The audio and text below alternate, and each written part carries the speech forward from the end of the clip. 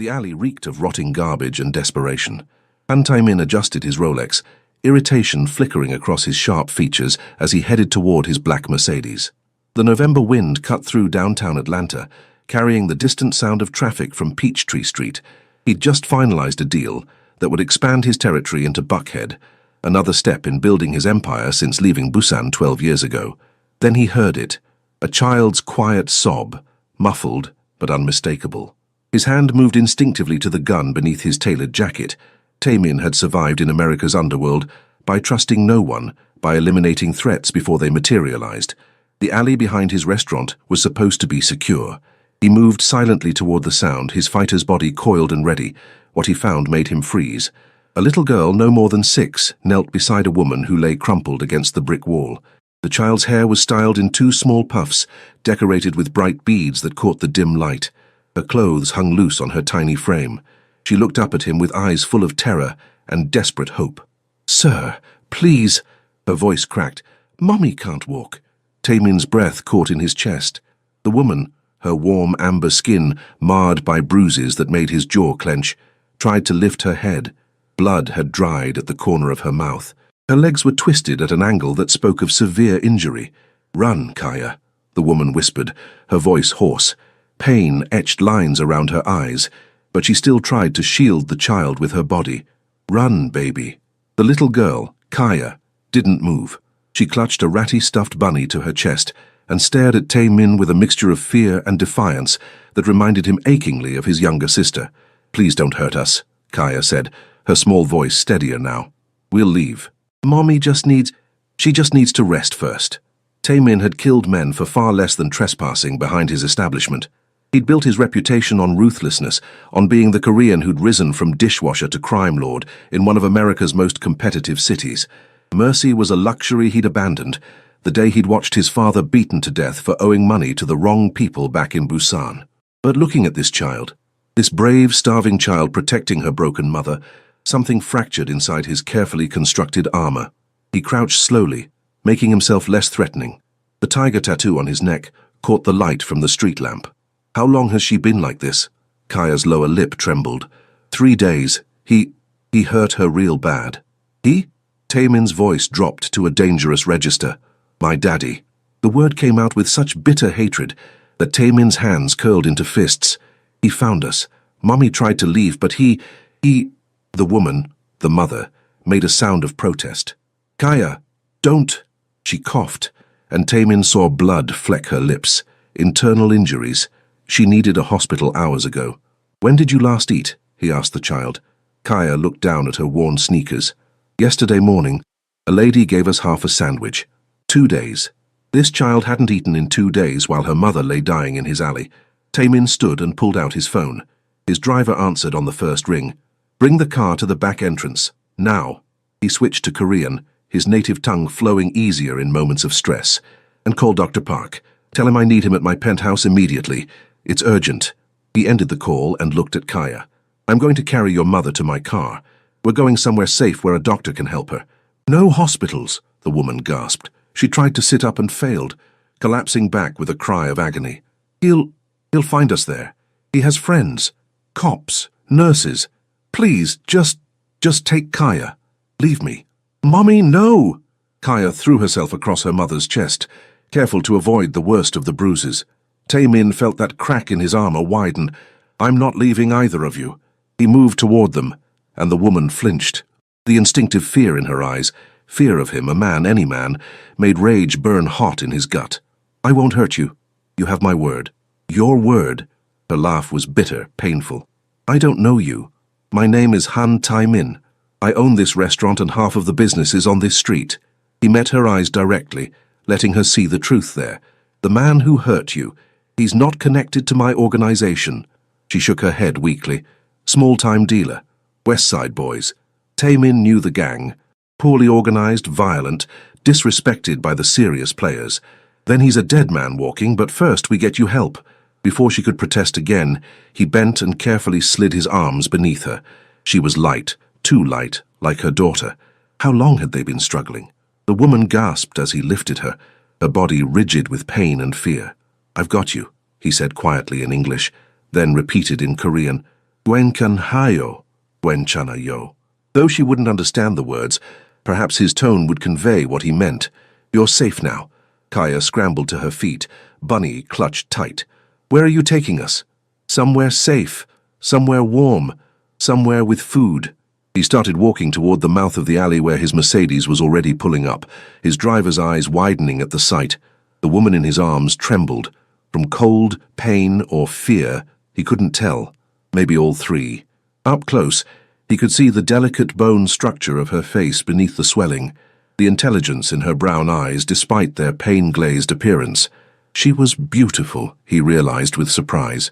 Beautiful and broken and brave enough to still be fighting. What's your name? He asked as his driver rushed to open the back door. Camille, she whispered. Camille Brooks. Camille. He tested the name, the American syllables feeling foreign on his tongue. I'm taking you to my home. My doctor will treat you there. No hospitals, no records. The man who did this won't find you. He settled her carefully across the back seat. Kaya climbed in beside her mother, taking Camille's hand in both of her small ones. The devotion between them was palpable, a bond that reminded Taemin of his own mother, who'd worked 3 jobs to feed him and his sister after his father's death. As the car pulled away from the alley, Taemin made a silent vow. This woman, this child, they were under his protection now, and anyone who threatened what was his would learn why the Korean underworld called him Horangi, the tiger. The man who'd beaten Camille Brooks had just signed his own death warrant. He just didn't know it yet. Sir? Kaya's small voice pulled him from his dark thoughts. She was looking at his neck, at the tiger tattoo that curved along his jawline. That's pretty. Does it mean something? Taemin's expression softened slightly. In my language, it means protector. It means I defend what's mine. Are we yours now? The question was so innocent, so hopeful. He met Camille's gaze in the rearview mirror. She was watching him with wary confusion, trying to understand why a stranger, a dangerous stranger if his reputation preceded him, would help them. He could see her fighting to stay conscious, to protect her daughter even now. Yes, he said simply. You're mine now. And as the words left his mouth, Han Taemin realized he meant them. Somewhere between finding them in that alley and feeling Camille's fragile weight in his arms, something fundamental had shifted in his carefully ordered world. He'd spent 12 years in America building an empire.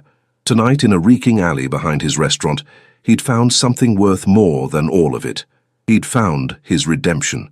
Taemin's penthouse occupied the top floor of a luxury building in Buckhead, with floor-to-ceiling windows overlooking Atlanta's glittering skyline. Camille barely registered the opulence as he carried her through the entrance. Marble floors, modern Korean art on the walls, furniture that probably cost more than she'd earned in a year of waitressing. Dr. Park, a stern-faced man in his 60s, waited in the living room with his medical bag. He'd been Taemin's personal physician since the early days, treating injuries that couldn't be explained in emergency rooms. His eyes widened slightly at the sight of Camille's battered body, but he asked no questions. Guest bedroom, Taemin instructed, carrying her down a hallway. Kaya followed like a shadow, refusing to leave her mother's side. The room was larger than their entire apartment had been. Taemin laid Camille on the bed with surprising gentleness, for a man whose hands had certainly dealt death. She bit back a scream as her injured legs made contact with the mattress. Kaya, Taemin said, his accented English careful and measured. The kitchen is down the hall. My housekeeper, Mrs. Chen, is there. Tell her I said to feed you. Anything you want. Kaya looked at her mother, torn. Camille managed a weak smile. Go eat, baby. I'm okay. The child hesitated. Then hunger won. She disappeared down the hallway, Bunny dragging behind her. Dr. Park approached the bed and Camille instinctively recoiled. Taemin moved into her line of sight. He won't hurt you. He's going to help, but I need to know. Can I stay? Or would you prefer I leave? The question surprised her. Most men didn't ask. Marcus certainly never had. She studied Taemin's face, sharp cheekbones, intense dark eyes, that striking tattoo that curved along his neck. He looked dangerous, undeniably so. But he'd carried her with careful hands, and something in his steady gaze made her trust him, despite every instinct screaming that trusting men led to broken bones and broken spirits. Stay, she whispered. Please. Relief flickered across his features. He positioned himself where she could see him, hands clasped loosely, posture non-threatening. Tell him what happened. Everything. He needs to know to treat you properly. The examination was painful and humiliating. 3 cracked ribs. Severe bruising to her kidneys and liver. Her left leg fractured in 2 places, right leg badly sprained, cuts and contusions covering most of her body. Dr. Park's expression grew darker with each discovery.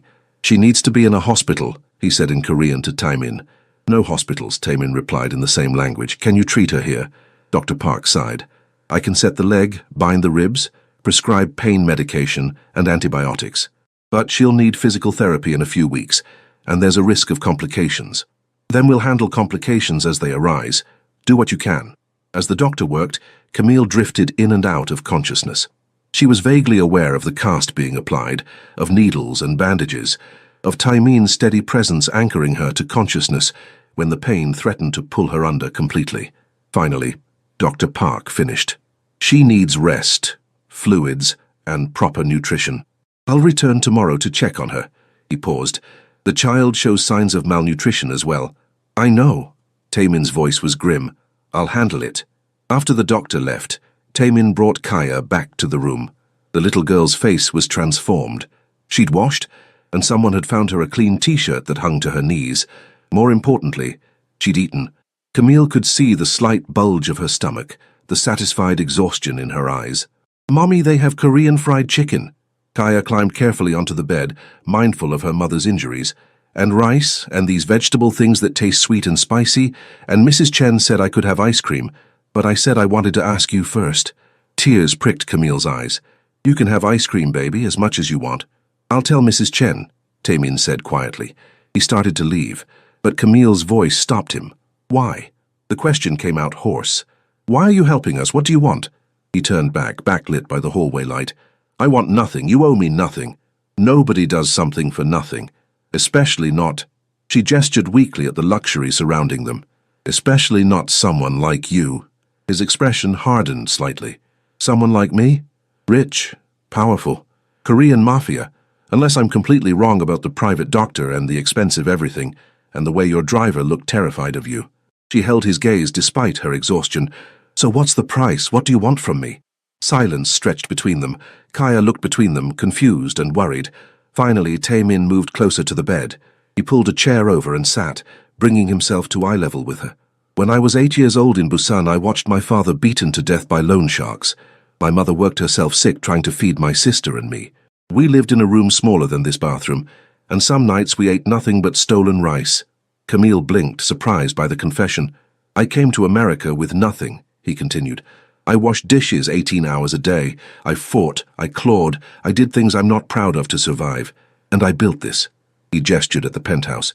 "I built power so that no one could ever make me helpless again." "That doesn't answer my question. Tonight, I saw my mother in you. I saw my sister in Kaya. I saw people who needed help, and for once, for the first time in a very long time, I had the power to give it." His dark eyes met hers with unsettling intensity. "That's what I want, Camille Brooks. I want to use my power for something other than destruction. I want to prove I'm not the monster everyone believes I am.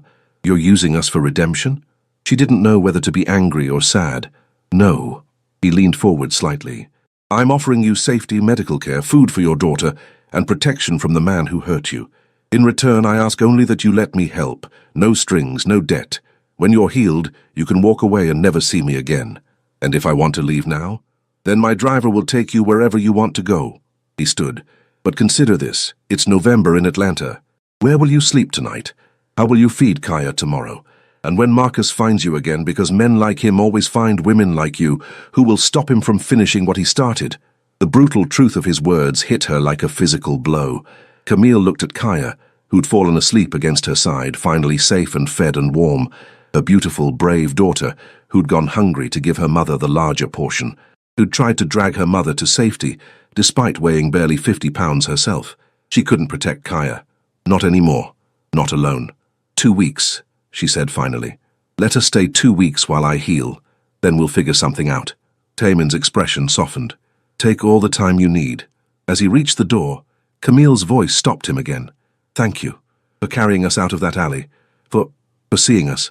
He looked back, and for just a moment, his carefully controlled mask slipped. She saw loneliness there and regret, and a desperate need to be something other than what the world had made him. "Get some rest, Camille. You're safe now." I promise. After he left, Camille stared at the ceiling, her daughter's soft breathing beside her. She didn't trust him, couldn't afford to trust any man after Marcus. But she was alive, Kaya was fed, and for the first time in 3 days she wasn't drowning in terror. Maybe redemption was something they both needed. Maybe they'd find it together. The next week passed in a blur of healing and adjustment. True to his word, Taimin asked for nothing. Dr. Park visited daily, monitoring Camille's progress with professional precision. Mrs. Chen, the housekeeper, fed them meals that made Kaya's eyes widen with delight. Korean stews, perfectly steamed rice, marinated meats, and American comfort food when homesickness struck. Camille remained wary, waiting for the other shoe to drop. But Taimin maintained careful distance. He left for his business early each morning and returned late each evening. When he was home, he was unfailingly polite, asking about her pain levels and Kaya's needs, but never pushing for more. It was Kaya who bridged the gap between them. The little girl was fascinated by Taimin. She'd creep out of the bedroom to watch him work at his dining table, studying him with those big brown eyes. Eventually, curiosity overcame shyness. "Mr. Taimin, what does your tattoo mean?" He'd looked up from his laptop, surprised to find her standing by his chair. "Horangi, it means tiger, a protector in Korean culture. Like the tiger in my storybook, the one who guards the village?" "Exactly like that." "Can I touch it?" Camille, listening from the bedroom doorway, tensed, but Taimin simply tilted his head, offering access. Kaya's small fingers traced the dark lines of the tiger with wonder. "It's beautiful," she breathed. "Does it hurt?" "Not anymore. The pain faded a long time ago. Like Mommy's pain will fade." His expression softened in a way Camille was beginning to recognize, the mask cracking to reveal the man beneath. "Yes, little one. Like your mother's pain will fade." By the second week, Camille could stand with support. Physical therapy was agony, but she pushed through it, determined not to be helpless. Taimin hired a therapist who came to the penthouse 3 times weekly, and slowly, painfully, strength returned to her legs. One evening, Camille made it to the kitchen on her crutches. Pride surged through her at the accomplishment, quickly followed by frustration at how far she still had to go. She found Taimin cooking. Actually cooking, his expensive shirt sleeves rolled up, his hair falling forward as he focused on the stove. "You cook?" she asked, startled. He glanced up, and something flickered in his eyes when he saw her standing there. Approval? Attraction? It was gone too quickly to identify. "I lived alone for many years before I could afford staff. Kimchi jjigae, kimchi stew, my mother's recipe." The kitchen smelled incredible, spicy, savory, comforting. Camille's stomach growled despite her recent meal. "Sit," he instructed, gesturing to the bar stool. "You shouldn't be standing so long yet." "I'm fine." "Camille." His voice was patient, but firm. "Sit before you hurt yourself." She wanted to argue on principle, but her legs were already trembling. Swallowing her pride, she maneuvered onto the stool. Taimin ladled stew into a bowl and placed it before her with rice and banchan, small side dishes. "Try it." The first spoonful exploded with flavor, heat and depth and complexity. Camille's eyes widened. "This is amazing." His rare smile appeared, transforming his severe features. "My mother would be pleased to hear that." "Does she live in Atlanta?" "In Duluth with my aunt. She runs a small Korean grocery store." He paused. "She doesn't know about my business. She thinks I own restaurants and import-export companies." "Don't you?" "I do, among other things." They ate in companionable silence. Camille studied him covertly, the precise way he ate, the grace in his movements, the ever-present awareness in his posture. He was always alert, always ready. She recognized it because she'd learned the same vigilance living with Marcus. "Can I ask you something?" she said finally. "Always." "Why haven't you asked about Marcus? About what happened?" Taimin set down his spoon. "I know what happened. I saw the evidence on your body. The details don't matter. They might matter to the police." "The police?" His laugh was bitter. "You think the police care about another black woman beaten by her boyfriend? You think they'll protect you when he comes back?" The casual racism in the system he described so accurately made her chest tight. "So what do I do? Hide here forever?" "No." His eyes met hers, dark and deadly serious. "You let me handle Marcus." "Handle him how? Do you really want to know?" Camille thought about Kaya's nightmares, about the terror in her daughter's eyes when she heard heavy footsteps. She thought about Marcus's hands around her throat, his voice promising he'd kill her if she ever tried to leave again. She thought about the hospital bills she couldn't pay, the apartment she'd lost, the job that had fired her for missing too many shifts. No, she admitted. I don't want to know. I just want him gone. Then he'll be gone. 2 days later, Marcus made his move. Camille was in the living room with Kaya helping her with a coloring book when Taemin's phone rang. He answered in Korean, his expression darkening with each passing second. When he ended the call, his rage was palpable, a cold, controlled fury that made the air feel dangerous. "What is it?" Camille asked, her heart hammering. "Marcus Johnson found out you're here. He's at my restaurant right now, threatening my staff, demanding I turn you over." Taemin's voice was ice. "He brought 5 of his gang members. They're armed." Terror flooded Camille's system. She grabbed Kaya instinctively. "He can't. We have to breathe." Taemin crossed to her, his presence somehow calming despite the lethal energy radiating from him. "He's not getting near you or Kaya. Do you understand? He's not getting near you. You don't know Marcus. He's a small-time dealer with a gang of idiots who think they're dangerous because they carry guns and sell drugs to kids." Taemin's contempt was absolute. "I've dealt with real monsters, Camille. Your ex-boyfriend is an annoying insect." He made 3 phone calls in rapid Korean. Within minutes, his driver appeared with 2 other men, both Korean, both radiating the same controlled violence as Taemin. "Stay here," Taemin instructed Camille. "Lock the door. Don't open it for anyone but me or Mrs. Chen. My men will be stationed outside." He looked at Kaya. "Be brave, little one. Protect your mother while I'm gone." Kaya nodded solemnly. "Will you protect us?" "Always." He touched her cheek gently, then met Camille's eyes. "I'll be back in 2 hours, and when I return, Marcus Johnson will never threaten you again." "Taemin." Camille didn't even know what she wanted to say. "Don't go, be careful. Thank you. Don't kill him. Do kill him." Everything tangled in her throat. He understood anyway. "I know. Trust me just a little longer." After he left, Camille held Kaya close and waited. The minutes crawled past. She tried to distract her daughter with games and songs, but anxiety clawed at her chest. What was happening at the restaurant? What would Taemin do? What had she done, letting a crime lord fight her battles? When Taemin finally returned 3 hours later, his shirt was pristine, his hair perfect, his expression calm.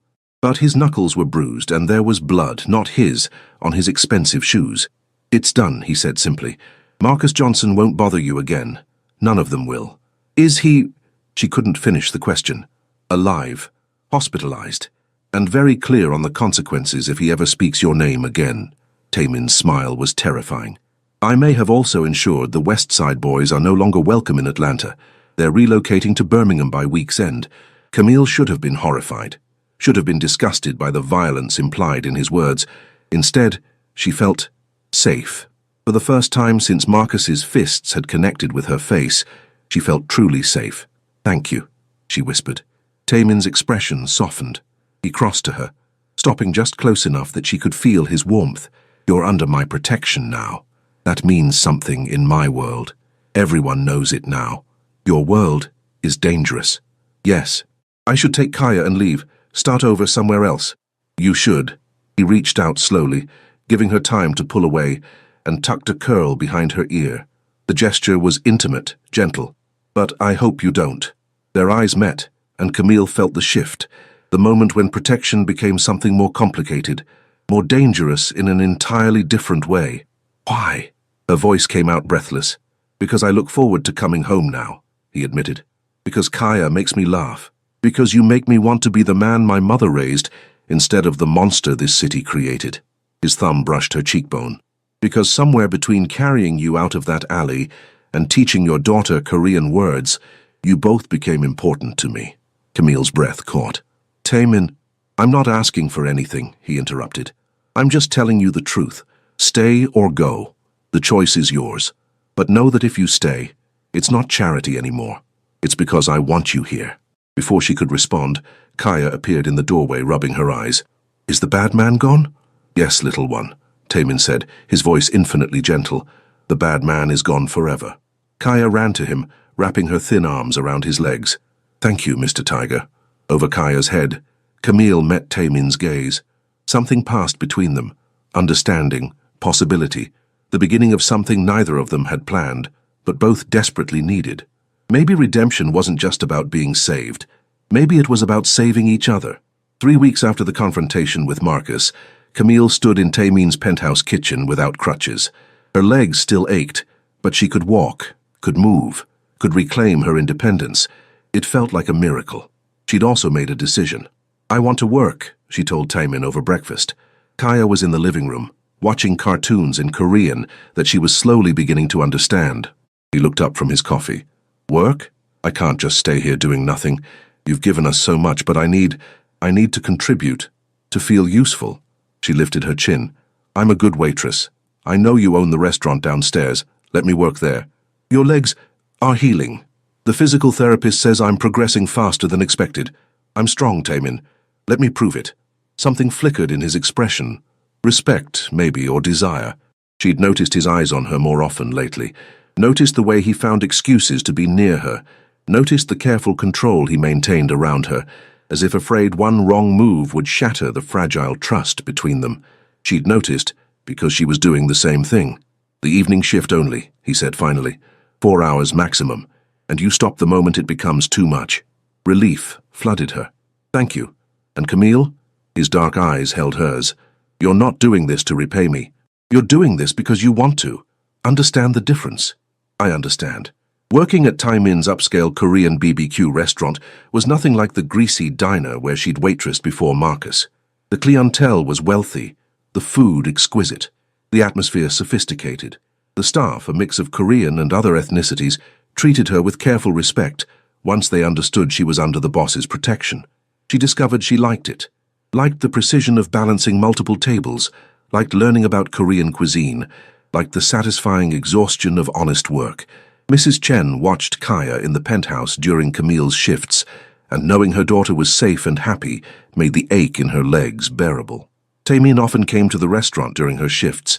He'd sit at the bar, ostensibly reviewing paperwork, but she felt his gaze tracking her movements. Protective, possessive, heated. The awareness between them grew impossible to ignore. One evening, a regular customer, a handsome lawyer named David, asked for her number. He was polite, charming, clearly interested. Before Camille could respond, she felt Tamin's presence behind her like a physical force. "Is there a problem?" Tamin's voice was silk over steel. David's eyes widened, recognizing danger. "No, sir, no problem. Just complimenting the service." "My waitress is exceptional," Tamin agreed, his hand coming to rest on Camille's lower back. The touch burned through her uniform. "She's also unavailable. I trust that's clear?" "Crystal clear, Mr. Han." David left a generous tip and hurried out. Camille spun to face Tamin, torn between anger and something else entirely. "I can handle unwanted attention myself." "I know you can."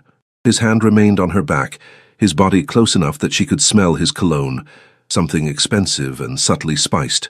"That doesn't mean you should have to. And if I wanted to give him my number?" Tamin's jaw clenched. "Did you?" "That's not the point." "Did you want to give him your number, Camille?" He stepped closer, crowding her against the bar. Not threatening, but overwhelming. "Did you want him to call you? Take you to dinner? Touch you?" Her breath caught. "No." "Then what do you want?" The question was low, intense, loaded with everything unspoken between them. "I want—" She couldn't finish, couldn't admit that she wanted his hands on her, wanted to explore the heat building between them, wanted to know if his control would crack if she pushed hard enough. She'd sworn after Marcus that she'd never let another man control her, never make herself vulnerable again. But this wasn't control. This was something entirely different. Something that terrified and thrilled her in equal measure. "You're scared," Tamin observed softly. His fingers traced her spine through her shirt. "Scared of what you feel. Scared I'll be like him. Aren't you?" The words came out sharp. "You hurt people, Tamin. You run a criminal empire. You sent a man to the hospital for touching what's yours. How are you different from Marcus?" Pain flashed across his features. He dropped his hand and stepped back, putting careful distance between them. "You're right, I am a violent man. I've done terrible things. The difference is that I would never raise my hand to you or Kaya. Never. But I understand if you can't see past what I am." He turned to leave and panic seized Camille's chest. "Wait." He paused, his back to her. "I didn't say I couldn't see past it. I said I was scared." She moved closer, her heart hammering. "There's a difference." Tamin turned slowly. "What are you saying?" I'm saying that for 3 weeks you've been nothing but kind, patient, gentle with Kaya. You gave us safety when we had nothing. You protected us when we were vulnerable. You make me feel—" She struggled for words. "You make me feel seen, not as a victim or a charity case, but as a person, as a woman. Camille, I'm also saying that I'm terrified because the last time I trusted a man, he nearly killed me. Because you're dangerous in ways Marcus could never imagine. Because if I let myself care about you and you hurt me, I don't think I'd survive it." The confession hung between them, raw and vulnerable. Taemin closed the distance between them in 2 strides. His hands cupped her face with devastating gentleness. "I would rather die than hurt you, do you understand? I would cut off my own hands before I raised them against you." "How can I know that?" "You can't, not with certainty. Trust isn't logical, it's a leap of faith." His thumbs stroked her cheekbones. "But I will spend every day proving I'm worth that leap. I'll be patient. I'll wait as long as you need." Camille's eyes burned with tears. "What if I never stop being scared? Then I'll help you be brave." He pressed his forehead to hers, his breath mingling with hers. "Gwen kan hayo, Gwen chanayo," he whispered. "It's okay. We'll figure this out together." The Korean words wrapped around her like a promise. Camille's hands came up to grip his wrists, anchoring herself. "Teach me, what does that mean?" "It means you're safe. It means everything will be okay." His lips brushed her forehead. "It means I've got you." The almost kiss lingered between them, full of possibility and promise. Then Taemin stepped back, giving her space, proving once again that he would never push, never demand. "Come on," he said quietly. "Your shift is over. Let's go home." Home. The words settled into her chest with unexpected warmth. That night, after Kaya was asleep, Camille found Taemin on the balcony overlooking Atlanta's skyline. He'd removed his jacket, his white shirt unbuttoned at the collar, his sleeves rolled up. The city lights reflected in his dark eyes. "Couldn't sleep?" he asked without turning. "Too much on my mind." She joined him at the railing, maintaining careful distance. "Can I ask you something?" "Always." "Why haven't you kissed me?" His hands tightened on the railing. "Because when I kiss you, I want you to have no doubts, no fear, no question that you want it as much as I do." He finally looked at her, and the heat in his gaze made her knees weak. "When I kiss you, Camille Brooks, I want it to be because you chose me, not because I protected you, not because you're grateful, but because you want me. And if I already want you—" The admission escaped before she could stop it. Taemin's eyes darkened. "Do you?" "I think I started wanting you the night you carried me out of that alley," she confessed. "I think every day since I've been falling despite knowing I shouldn't, despite being terrified, despite everything." "Camille, I'm not ready for more yet," she interrupted. "But I needed you to know. I needed to be honest." Taemin reached out and took her hand, threading their fingers together. The simple touch felt monumental. "I can wait. I've waited my whole life for something real. I can wait until you're ready." They stood in comfortable silence, hands joined, looking out over the city.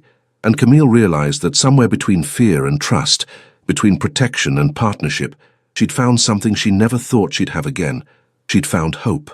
The attack came on a Thursday evening, 6 weeks after Taemin had found them in the alley. Camille was walking Kaya home from school, a private academy Taemin had enrolled her in. When the van pulled up, 3 men emerged, and Camille's blood turned to ice when she recognized the West Side Boys' colors. "Marcus sends his regards," the leader said, reaching for Kaya. Camille threw herself between them, her partially healed legs screaming in protest. "Don't you touch her!" "Mommy!" Kaya screamed, clutching her mother's waist.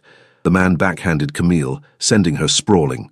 Pain exploded across her face, but she forced herself up, refusing to let them take her daughter. Blood filled her mouth. "The boss said bring the kid," one of the others said. Leverage to get the Korean to back off. Terror like she'd never known flooded Camille's system. They were going to take Kaya, use her to hurt Taemin, her baby, her everything. "No!" She launched herself at them with desperate strength, clawing, biting, fighting with everything she had. A blow to her stomach sent her to the ground, gasping. Through the haze of pain she saw them grab Kaya, saw her daughter reaching for her, heard her screaming, "Mommy!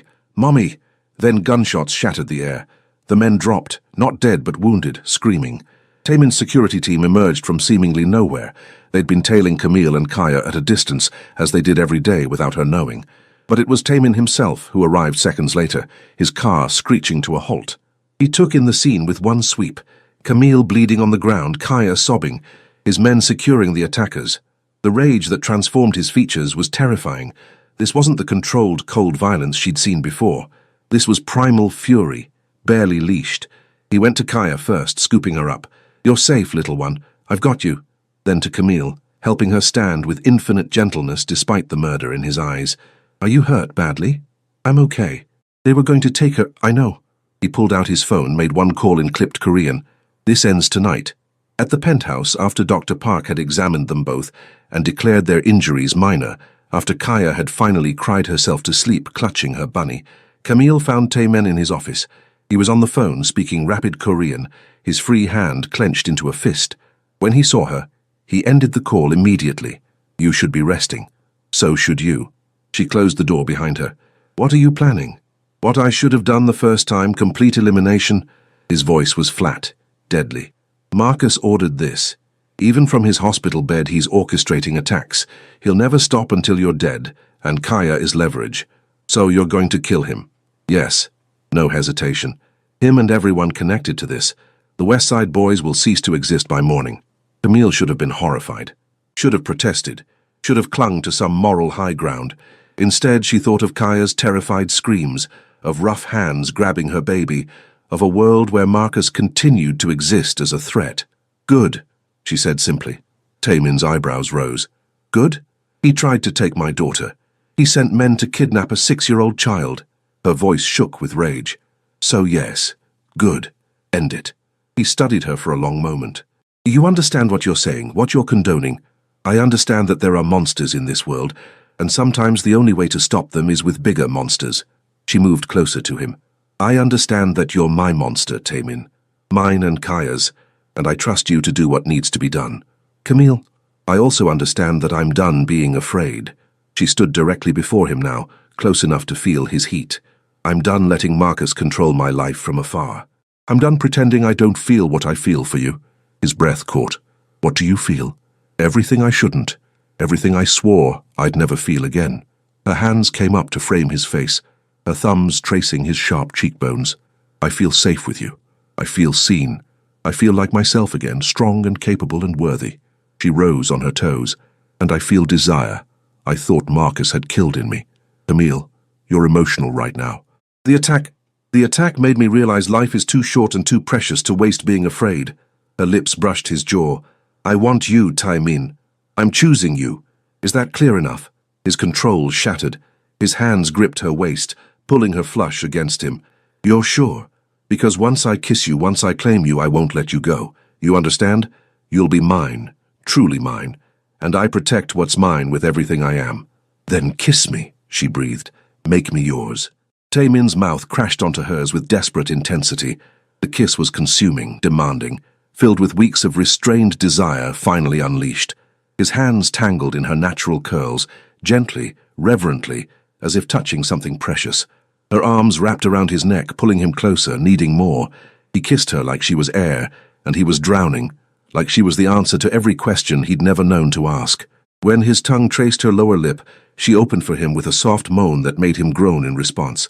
"처음으로 뭔가 좋은 일이 생겼어. 처음으로 뭔가 좋은 일이 생겼어," he whispered against her lips, then translated, "For the first time something good happened to me." "You're good," she insisted, kissing him again. "You saved us. You protected us. You're the best man I've ever known." They kissed until breathing became necessary, until the desire between them reached a fever pitch that demanded more than kissing could satisfy. Taemin pulled back with visible effort, his chest heaving, his eyes dark with want. "I need to finish this first," he said roughly. "I need to eliminate every threat to you and Kaya. Then," he kissed her again, softer this time, full of promise. "Then I'm going to spend the rest of my life proving I'm worthy of you. You already are. Not yet. But I will be."